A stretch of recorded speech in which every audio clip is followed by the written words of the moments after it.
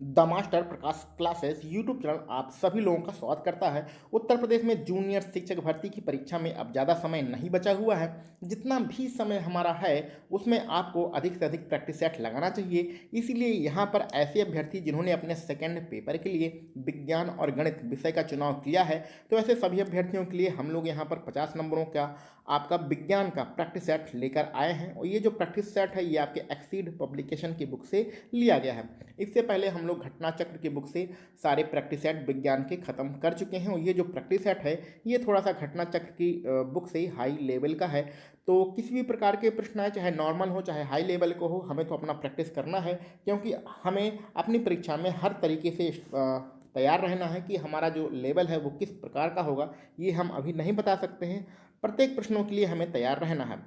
तो चलिए स्टार्ट करते हैं भैया। इस प्रैक्टिस सेट का अपना विज्ञान का पहला प्रश्न, और 51 नंबर में जो विज्ञान का प्रश्न है वो शिक्षण से संबंधित है। यानी कि आप लोगों का जो पे ग्रेड है वो 4600 पे ग्रेड है और लगभग 60,000 आपको वेतन मिलने वाला है। तो इसमें शिक्षण से संबंधित प्रश्न भी आ सकते हैं। इस प्रैक्टिस सेट में दिया गया है, लेकिन आपके सिलेबस में कहीं भी शिक्षण नहीं लिखा है, तो इसलिए हम इस प्रश्न को छोड़ देते हैं, इस प्रश्न को नहीं लगाएंगे। लेकिन एक्सीड पब्लिकेशन में ये शिक्षण से संबंधित 2-3 प्रश्न दिए गए हैं, तो इसको लगाने की कोई आवश्यकता नहीं है, इसको आप छोड़ दीजिए। कहीं भी स्पष्ट रूप से आपके सिलेबस में शिक्षण विज्ञान शिक्षण नहीं लिखा गया है, तो इसमें अपना दिमाग लगाने की कोई ज़रूरत नहीं है।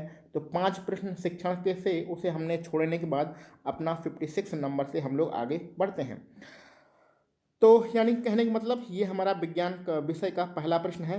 एन टाइप का जो अर्धचालक होता है उसमें हम लोग अशुद्धि के रूप में क्या मिलाते हैं। विकल्पों को आप फटाफट पढ़ते चलिए और उसका कमेंट बॉक्स में आंसर बताते चलिए। तो एन टाइप के जो अर्धचालक होता है उसमें हम लोग अर्ध अशुद्धि के रूप में आर्सेनिक कहाँ पर है, आर्सेनिक का यूज करते हैं। विकल्प डी आपका बिल्कुल सही रहेगा। अब 57 नंबर के प्रश्न में क्या है भैया, आपका न्यूमेरिकल है। तो आगे के आपके 3-4 प्रश्न न्यूमेरिकल के मिलने वाले हैं। यानी स्टार्टिंग में ही आपके कठिन कठिन प्रश्न आ जा रहे हैं, बाद में आपके आसान हैं। तो बने रहिए प्रैक्टिस सेट के साथ, छोड़कर मत जाइए, सब कुछ आपका आसान हो जाएगा। चलिए, एक बिजली के हीटर पर क्या अंकित है, 3 किलोवाट अंकित है और 250 वोल्ट अंकित है। बिजली खर्च कितना है, 5 रुपया पर यूनिट है। और 5 घंटे अगर ये चलता है तो टोटल कितना रुपया खर्चा आएगा यही हमें बताना है। तो सबसे पहले हम लोग यूनिट निकाल लेते हैं। यूनिट मतलब कितना खर्च होगा, तो यानी कि पावर, या जिसे हम लोग यूनिट कहते हैं। तो यूनिट के निकालने के लिए फार्मूला क्या होता है, पी टी अपॉन 1000। ठीक है, पी फॉर होता है पावर। पावर कितना है, 3 किलोवाट की पावर है। 3 किलोवाट का मतलब 3000 वाट। तो पी की वैल्यू 3000 लिखेंगे। टी टी मतलब समय, समय कितना है 5 घंटा रखेंगे। तो आपका यूनिट कितना निकल के आएगा, इसको आप सॉल्व कर लीजिएगा। कॉपी पेन लेके आप बैठे ही होंगे, इसको सॉल्व कर लीजिएगा। तो आपका यूनिट कितना निकल के आएगा, यूनिट आपका निकल के आएगा 15। और एक यूनिट कितनी की है, 5 रुपये की है। तो 15 5 गुणा कर देंगे, कितना आंसर आएगा, 15×5 = 75। विकल्प सी आपका बिल्कुल सही रहेगा। तो यहाँ पर सिर्फ हम तरीका बता रहे हैं कि किस प्रकार से आप न्यूमेरिकल सॉल्व करेंगे। बाकी सॉल्व तो आपको ही करना है। तो कॉपी और पेन लेके बैठिए और इस न्यूमेरिकल को सॉल्व कर लीजिए। चलिए आगे बढ़ते हैं।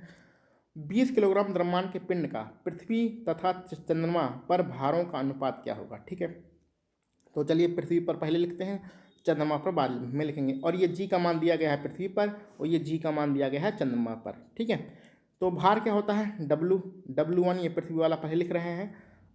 W बराबर होता है mg। तो यानी कि m और g का मान कितना है, कितना, m और g का मान है 9.8, ये पृथ्वी पर है। और W2 ये चंद्रमा वाला लिख लेते हैं। तो m का मान तो सेम ही रहेगा 20, और जी का मान कितना है चंद्रमा पर, 1.6। इसे सॉल्व करेंगे, 16 दूनी 32, ये जीरो कट जाएगा, 98 दूरी 196 आ जाएगा। तो यानी 196 ऊपर रहेगा और 32 नीचे रहेगा। तो कुल मिला के आपका अनुपात 196/32 हो जाएगा। वैसे ये 2 से कैंसिल आउट भी हो रहा था, लेकिन कैंसिल यहाँ पर करके नहीं दिया गया है। तो कुल मिला के विकल्प भी आपका बिल्कुल सही रहेगा। तरीका सीख लीजिए, बाकी सॉल्व आपको ही करना है। चलिए आगे बढ़ते हैं अपने 59 नंबर के प्रश्न पर। यदि पृथ्वी इतनी तीव्र गति से घूर्णन करती है कि विषुवत रेखा पर वस्तुएं ठीक तैरने लगें। तैरने का मतलब ये नहीं होता है कि पानी में तैरने लगें। तैरने का मतलब होता है कि वहाँ गुरुत्वाकर्षण जो बल है वो बिल्कुल जीरो हो जाए और सब हवा में उड़ने लगे। ठीक है, तब पृथ्वी पर दिन कितने घंटे का होगा ये आपको बताना है। तो खतरनाक सा न्यूमेरिकल है, तो चलो भैया सॉल्व करते हैं।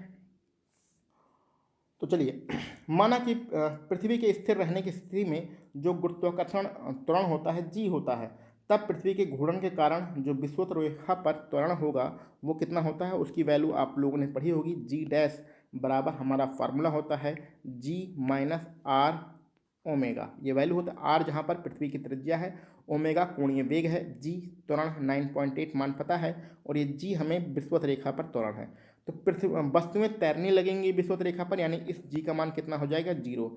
और जी का मान आपके प्रश्न में दिया गया है 10, आर का मान आपके प्रश्न में दिया गया है 6,400 किलोमीटर। तो इस ओमेगा का मान आप निकाल लीजिएगा, कोणीय वेग। तो जब ओमेगा का इससे सॉल्व करेंगे और मान निकालेंगे तो इस ओमेगा का वैल्यू आएगी 1.25 इंटू 10⁻³ रेडियन प्रति सेकेंड। ये ओमेगा की वैल्यू आएगी। अभी आपका आंसर नहीं आया है। अब लेकिन आपको निकालना है, आवर्तकाल निकालना है, और आवर्तकाल निकालने का जो फार्मूला होता है टी बराबर होता है 2 पाई अपॉन कोणीय वेग ओमेगा। ठीक है, ओमेगा की वैल्यू आप निकाल चुके हैं, पाई का मान 3.14 आपको पता ही है, इसको रख देंगे तो आवर्तकाल कितना आ जाएगा, आवर्तकाल का आंसर सेकंड में आएगा 5024 सेकंड रहेगा। इसमें 60 × 60 का भाग देंगे तो सेकंड हो जाएगा, घंटे में कन्वर्ट हो जाएगा। तो घंटा कितना आएगा, इसको सॉल्व कर लीजिएगा, 1.4 घंटे आपका आंसर रहेगा। तो न्यूमेरिकल खतरनाक है, अगर आप ज़्यादा डिटेल में नहीं पढ़ना चाहते हैं तो न्यूमेरिकल को छोड़ भी सकते हैं। 60 नंबर चलते हैं। निम्न में से किस तरंग की तरंग दैर्ध्य सबसे कम होती है। तो किसकी तरंग दैर्ध्य सबसे कम होती भैया, तो यहाँ पर दिए गए विकल्पों में पराश्रव्य तरंगे हमारा बिल्कुल सही रहेगा। आगे बढ़ते हैं, अगला प्रश्न भी न्यूमेरिकल का है। चलिए, एक विराम अवस्था में से जो है 98 मीटर की ऊंचाई से मीनार की चोटी से गिराया जाता है, कोई पिंड गिराया जाता है। पृथ्वी पर पहुंचने पर उसका वेग कितना होगा ये निकालना है, और जी का मान आपको दिया गया है। तो विराम अवस्था से गिराया जाता है, यानी प्रारंभिक वेग 0, यानी यू का मान 0 है। और यहाँ पर हम लोग फार्मूला कौन सा लगा सकते हैं, तो 61 नंबर में आपका वही जो गति के समीकरण आपको याद होंगे, v² बराबर u²। और आगे क्या होता है, आगे ये थोड़ा सा कन्फ्यूजन आ रहा है, हाँ, +2gh ये फार्मूला होता है। g का मान पता है आपको 9.8, h का मान पता है 98 मीटर दिया गया है। प्रारंभिक वेग u कितना होगा, ये 0 होगा, फार्मूला रख दीजिएगा। v का मान आप निकाल लेंगे, और v का मान आपका कितना आंसर आएगा, और 43.8, ये बी वाला आंसर आ जाएगा। फार्मूला बता दिया है, कैलकुलेशन आप कर लीजिएगा। खतरनाक से क्वेश्चन है। 62 नंबर पे बढ़ते हैं, ये भी आपका क्या है भैया, एक न्यूमेरिकल है। तो 62 नंबर का प्रश्न सॉल्व करते हैं। यदि एक कार संपूर्ण दूरी को तय करने के समय के आधे समय तक 40 किलोमीटर प्रति घंटे की चाल से चलती है, और बाकी का जो आधा समय है उसमें 60 किलोमीटर प्रति घंटे की चाल से चलती है, तो उसका औसत चाल क्या होगा। ठीक है, अब कॉपी पेन आपके लेकर बैठे हुए हैं, जो हम बताएं उसी हिसाब से करते जाइए। मान लेते हैं हम कुल समय मान लेते हैं टी, तो आधा समय कितना होगा, पहला आधा समय t/2 होगा, दूसरा आधा समय t/2 होगा। क्लियर, इतना पता चल गया। अब t/2 पहला वाला हम दूरी मान लेते हैं x1, और दूसरी वाली दूरी मान लेते हैं x1, यानी आधे समय में x1 दूरी चला, बाकी के आधे समय में x2 दूरी चला है। अब देखिए करना क्या है, हमें औसत चाल का फार्मूला लगाना है, कुल दूरी बटे कुल समय वाला फार्मूला लगाएंगे। ठीक है, लेकिन पहले आधे समय में ये 40 जो दिया गया इसको सॉल्व कर लेते हैं। अब कुल दूरी यानी कि पहले वाली दूरी यानी कि x1 दूरी निकालना है। दूरी बराबर क्या होता है, चाल कितनी है पहली कंडीशन में, 40 गुणे समय कितना है पहली कंडीशन में, t/2, आधा समय है ना, t/2। तो 2 से कैंसिल आउट करेंगे तो x1 की वैल्यू कितनी आ जाएगी, t1, यानी पहला जो दूरी आएगी वो 20t1 आएगी। अब दूसरे पे आते हैं, दूसरा दूरी कितना है x2, दूरी बराबर होता है चाल गुणे समय। तो चाल कितनी है दूसरी कंडीशन में 60, समय कितना है दूसरी कंडीशन में आधा समय यानी t/2, 2 का इसमें भाग करेंगे तो 30 बार कट जाएगा, तो x2 की वैल्यू रहेगी 30t। ठीक है, तो पहली दूरी 20t, दूसरी दूरी 30t आ चुकी है। हमारा फार्मूला क्या होता है औसत चाल का, कुल दूरी बटे कुल समय। कुल दूरी कितना है, पहले कंडीशन में 20t थी, सॉरी, पहले कंडीशन में 20t, दूसरी कंडीशन में 30t, और कुल दूरी हो गया बटे कुल समय कितना था t। टी ऊपर से कॉमन लेके कैंसिल आउट करेंगे तो 20 और 30 हो जाएगा 50। कुल मिला के 50 आपका कहाँ है, विकल्प सी आपका बिल्कुल सही है। और भी बहुत सारे तरीके हैं, किसी भी तरीके से आप क्वेश्चन को सॉल्व कर सकते हैं। चलिए आगे बढ़ते हैं अपने अगले प्रश्न पर। खतरनाक खतरनाक से प्रश्न है, डरने और घबराने की कोनो जरूरत नहीं है। आगे आपके बहुत ही आसान प्रश्न मिलने वाले हैं, शुरुआत में ही यहाँ पर कठिन मिल रहा है तो घबराइए मत, वीडियो छोड़ के जाइए मत। बहुत ही अच्छा प्रैक्टिस सेट यहाँ पर हम लोग सॉल्व करने वाले हैं। एक प्रत्यावर्ती धारा का जो समीकरण है I बराबर 100 साइन 70 पाई है, तो धारा के मूल माध्य वर्ग का मान कितना होगा, ये आपको निकालना है। तो चलिए, प्रत्यावर्ती धारा का जो समीकरण होता है वो क्या होता है, I बराबर I0 और साइन ओमेगा टी, ये फार्मूला होता है। इससे आप तुलना करेंगे, ये जो दिया गया समीकरण है इसे आप तुलना करेंगे तो I0 की वैल्यू निकल के आएगी, कितनी निकल के आएगी भैया, I0 की वैल्यू निकल के आएगी 100। 100 जो है ये आपका 100 आपकी क्या निकल के आएगी, वैल्यू निकल के आएगी ये I0 की। अब आपको निकालना क्या है, मूल माध्य वर्ग निकालना है। इसका फार्मूला क्या होता है, मूल माध्य वर्ग का फार्मूला होता है I, मूल माध्य वर्ग का मतलब होता है RMS बराबर I0 अपॉन √2। तो I0 की वैल्यू 100 है, √2 नीचे है, इसको सॉल्व करेंगे तो आपका कितना आंसर आ जाएगा, आपका ये दूसरा वाला आंसर आ जाएगा 50√2 एम्पियर। क्लियर, बाकी सॉल्व आपको करना है। 64 नंबर पे बढ़ते हैं, ये भी न्यूमेरिकल है, घबराइए मत, एक दो प्रश्न न्यूमेरिकल के हैं, बाकी सब आ जाएगा। तो 64 नंबर में 30 सेंटीमीटर वक्रता त्रिज्या के उत्तल दर्पण के सामने 5 मीटर ऊंचाई की वस्तु दर्पण से 10 सेंटीमीटर की दूरी पर रखा है। ये यू की वैल्यू दी गई है। प्रतिबिंब की स्थिति क्या होगी ये आपको बताना है। आपको पता होना चाहिए जो वक्रता त्रिज्या कितनी है 30, तो वक्रता त्रिज्या का आधा क्या होता है, फोकस दूरी, तो एफ की वैल्यू कितनी हो जाएगी 15। और यू की वैल्यू कहाँ पर है, यू की वैल्यू यहाँ पर हमारा 10 दिया ही गया है। तो फोकस दूरी हमें पता है, उत्तल दर्पण के लिए जो फोकस दूरी होती है वो प्लस में होती है, तो 15 जो आएगा वो प्लस में आएगा। और प्रतिबिंब की दूरी हमें ये वाला v की वैल्यू निकालना है। फार्मूला कौन सा होता है, फार्मूला आप सभी लोगों को पता ही। और हाँ, जो आपका ये u की वैल्यू कहाँ पर है, ये है 10 सेंटीमीटर u की वैल्यू है। ये u की वैल्यू इस कंडीशन में माइनस होती है, ये आपको पता होना चाहिए। तो यहाँ पर -10 वैल्यू रखेंगे। और आपका फार्मूला कौन सा होता है, बहुत ही आसान सा फार्मूला है, 1/f इक्वल 1/v और प्लस के 1/u। यहाँ पर u की वैल्यू माइनस रखिएगा, उसके बाद इसको सॉल्व करेंगे तो v की वैल्यू आ जाएगी। v की वैल्यू कितनी आएगी, प्लस के 6, यानी कि 6 सेंटीमीटर कहाँ पर है, विकल्प बी में दिया गया है। आप इसको सॉल्व कर सकते हैं। चलो भैया, बहुत खतरनाक है ये, आखिरी न्यूमेरिकल है, थोड़ा सा और सब्र करिए, आखिरी न्यूमेरिकल को और सॉल्व कर लीजिए। तो चलो सॉल्व करते हैं, 1 मिनट का समय दीजिए, कुछ ज़्यादा ही थक गए हैं। तो ठीक है भैया, सॉल्व करते हैं। 65 नंबर पर चलते हैं। 10⁵5 न्यूटन प्रति मीटर ये दाब है, ये पी की वैल्यू है। जल का आयतन विकृति कितनी है, इतनी है। जल में ध्वनि के चाल की गणना करनी है और आपको जल का घनत्व दिया गया है 1 × 10⁵3 किलोग्राम प्रति मीटर क्यूब। तो इसको कैसे सॉल्व करेंगे, इसमें हमें पहले सॉल्व कर लेते हैं। तो इसको सॉल्व करने के लिए पहले आपको आयतन प्रत्यास्था गुणांक निकालना पड़ेगा। आयतन प्रत्यास्था गुणांक होता है बी। इसका फार्मूला क्या होता है, जो दाब होता है, यानी दाब कहाँ लिखा है, ये ऊपर, इसको आप ऊपर लिख दीजिए दाब, और बटे क्या होता है आयतन विकृति, यानी कि 5 × 10⁻⁻5, 10⁻⁻5। ठीक है, तो कुल मिला के दाब ऊपर लिखना है, ये आयतन विकृति नीचे लिखना है। तो आपका क्या निकल के आएगा, आयतन प्रत्यास्था गुणांक निकल के आएगा। और आप इसे सॉल्व करेंगे तो आयतन प्रत्यास्था गुणांक की जो वैल्यू आपको निकल के आएगी 2 × 10⁻9 न्यूटन प्रति मीटर स्क्वायर, ये आपका आयतन प्रत्यास्था गुणांक निकल के आएगा। अब हमें क्या निकालना है, ध्वनि की चाल निकालना है। तो ध्वनि की चाल का फार्मूला होता है अंडर रूट बी, ये बी है, बी मतलब आयतन प्रत्यास्था गुणांक बटे डी मतलब होता है घनत्व। वी की वैल्यू पता है, डी की वैल्यू पता है, चाल आप निकाल सकते हैं। सॉल्व कर लीजिएगा और सॉल्व करने पे आपका जो आंसर आएगा वो कितना आएगा, 1.14, यानी कि विकल्प सी वाला आपका बिल्कुल सही रहेगा।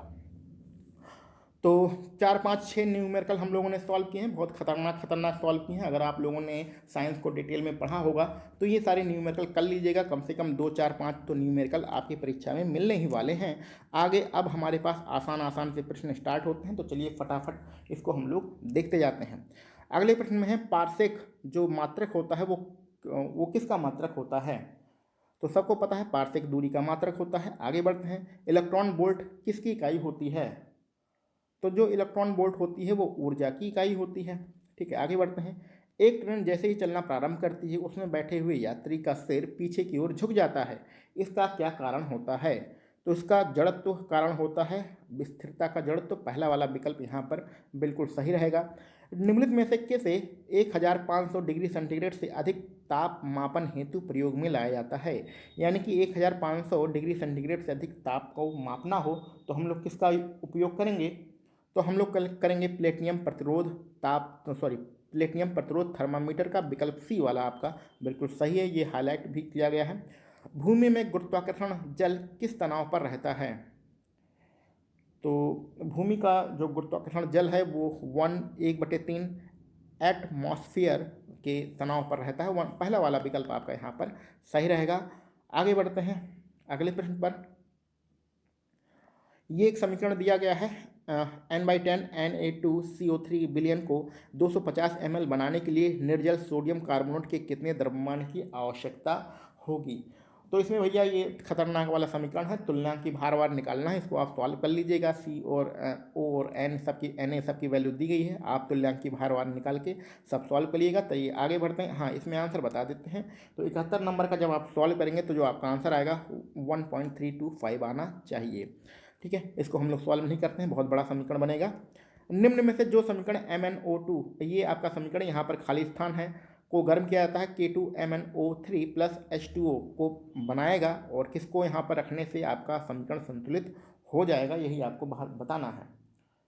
तो 72 नंबर में यहाँ पर KOH 2KOH आपको रखना पड़ेगा। विकल्प बी आपका बिल्कुल सही रहेगा। आगे बढ़ते हैं अपने 73 नंबर के समीकरण पर। ये एक कार्बनिक समीकरण दिया गया है, इसका आपको IUPAC नाम बताना है। इस समीकरण का IUPAC नाम क्या हो सकता है?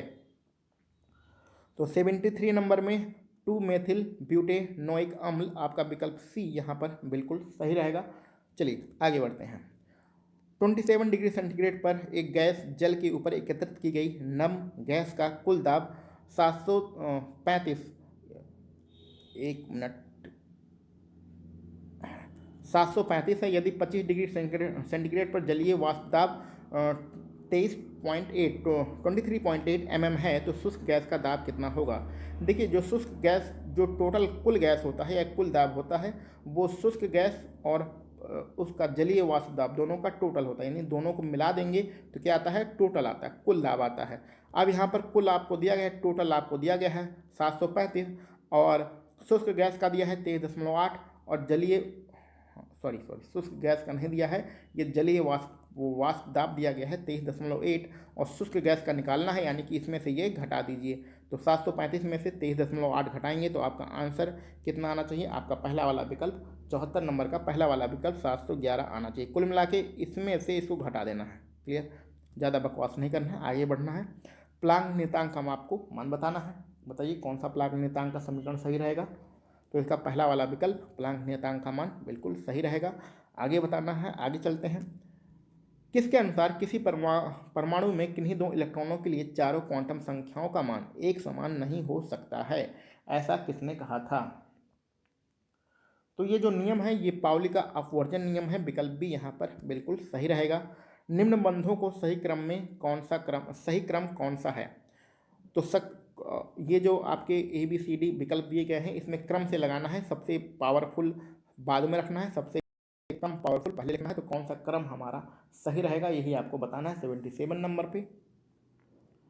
तो 77 नंबर में सबसे पहले एकल बंध आएगा, फिर द्विबंध आएगा, फिर त्रिबंध आएगा। विकल्प बी आपका बिल्कुल सही रहेगा। निम्न में से कौन सा योग सह संयोजक बंध से जुड़ा हुआ है? तो सह संयोजक बंध कौन सा बना रहा है? सह संयोजक बंध NH3 बना रहा है। आगे बढ़ते हैं। ब्लीचिंग पाउडर का जो अणुसूत्र होता है वो कौन सा होता है? तो 79 नंबर में आपका ब्लीचिंग पाउडर CaOCl2, विकल्प सी वाला आपका बिल्कुल सही रहेगा। 80 नंबर पर चलते हैं। किसी जलीय विलयन का pH मान अगर 9 है तो उस विलयन की प्रकृति कैसी होगी? तो अगर 9 हमारा pH वैल्यू है तो विलयन कैसा होना चाहिए? विलयन आपका अम्लीय होना चाहिए। विकल्प भी यहाँ पर बिल्कुल सही है। किसके जलने से कार्बन डाइऑक्साइड गैस निकलती है? तो भैया किसके जलने से निकलती है? ये जलने से यहाँ पर सल्फर, मैग्नीशियम, हीरा सब कुछ आपको विकल्प में दिया गया है। तो 81 नंबर में आपका प्रश्न हीरा जो बिल्कुल सही रहेगा। शुष्क सेल में जो कैथोड होता है वो किसका बना होता है? तो शुष्क सेल का जो कैथोड होता है वो जस्ते का बना होता है। आगे बढ़ते हैं। इनमें से ये चार आपके विकल्प दिए गए हैं, इनमें से कौन रासायनिक परिवर्तन का उदाहरण है? तो रासायनिक परिवर्तन किस में हो रहा है? रासायनिक परिवर्तन दूध से दही के बनने में हो रहा है, दूसरा वाला विकल्प सही है।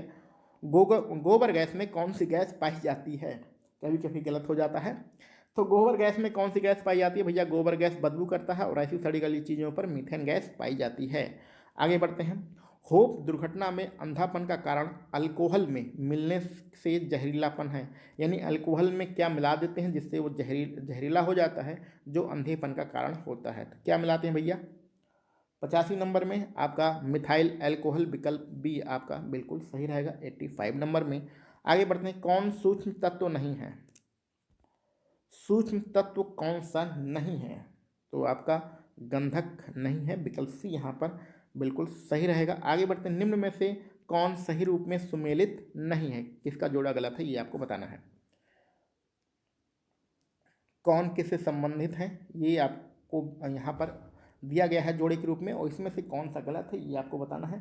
तो 87 नंबर में घटपर्णी परजीवी आवृतबीजी होते हैं, ये आपका बिल्कुल गलत लिखा है। बाकी के सारे विकल्प यहाँ पर बिल्कुल सही हैं। अगर आप किसी प्रश्न को डिटेल में पढ़ना चाहते हैं तो जो भी आपके पास बुक है वहाँ से आप डिटेल में पढ़ सकते हैं। यहाँ पर हमें सिर्फ प्रैक्टिस सेट लगाना है कि किस प्रकार के प्रश्न आपकी परीक्षा में पूछे जा सकते हैं, और आपने अब तक 4-5 महीने में जितना पढ़ा है उनमें से आपको कितना तैयार है। 88 नंबर पर चलते हैं। ये कथन और कारण वाला प्रश्न है, तो चलिए कथन को पढ़ते हैं फिर कारण को पढ़ते हैं। तो 88 नंबर में कथन में आपका दिया गया है, कथन को ध्यान से पढ़ लीजिए, कारण को ध्यान से पढ़ लीजिए और फिर इसको हम लोग सॉल्व करते हैं।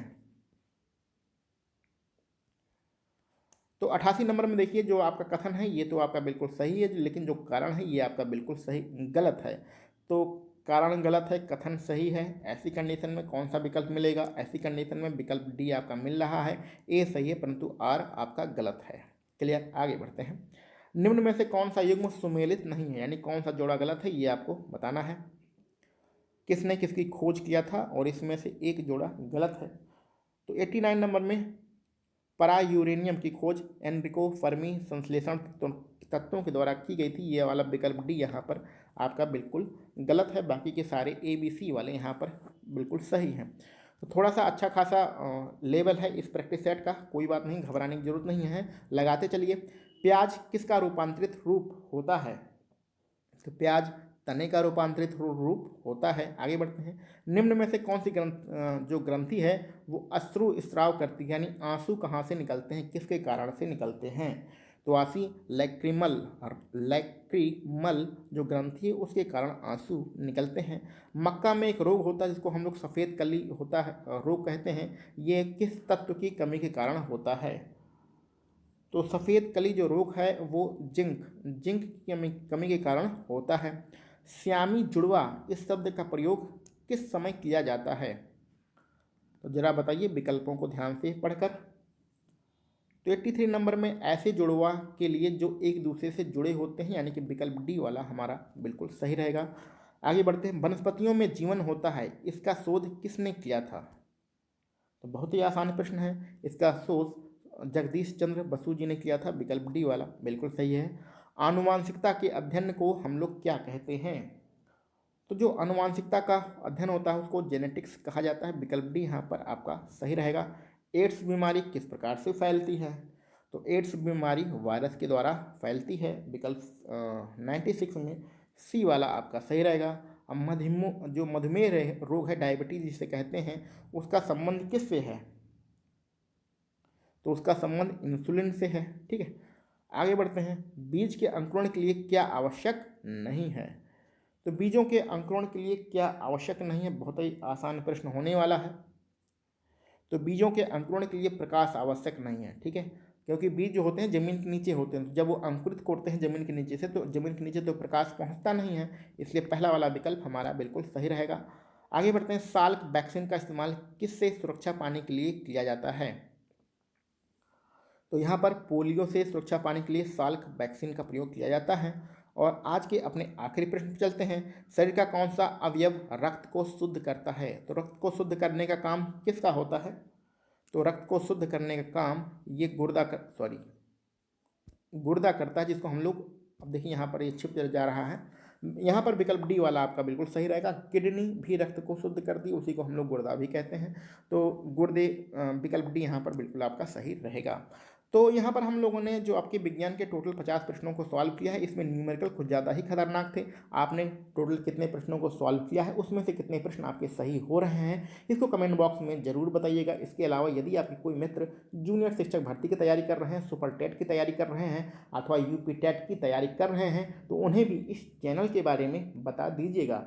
17 तारीख के बाद हम लोग आपके उत्तर प्रदेश में सुपर टेट की तैयारी कराने वाले हैं, तो बहुत ही ज़बरदस्त तैयारी होगी। साथ में लगातार बने रहिए और अपने मित्रों को भी इस यूट्यूब चैनल के साथ लगातार जोड़ते रहिए। चलिए मिलते हैं हम लोग अपने अगले किसी वीडियो लेक्चर में। आप सभी लोगों को वीडियो देखने के लिए बहुत बहुत धन्यवाद।